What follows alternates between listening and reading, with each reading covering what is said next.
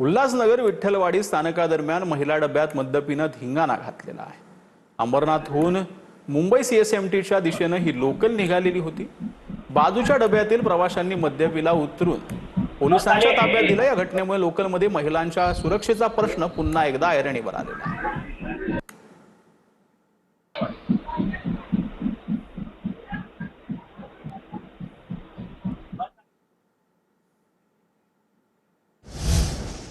तर माथेरानच्या दरीमध्ये 600 फूट खोल कोसळलेल्या ट्रेकरची थरारक सुटका करण्यात आली। 3 तासांची बचाव मोहीम यशस्वीरित्या राबवण्यात आली आणि यावेळेला ट्रेकरची थरारक सुटका जी आहे ती पाहायला मिळाली।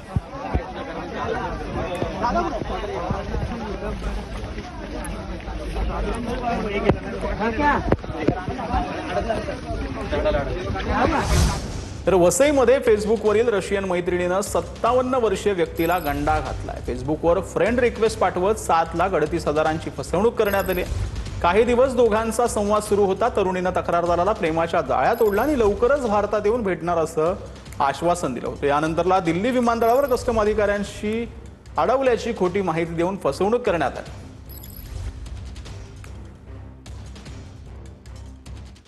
तर संत सूरदास महाराज दिव्यांग पायी वारी सोलापूरच्या माड्यात दाखल झाली असून त्या पालखीचं उत्साहामध्ये स्वागत करण्यात आलंय।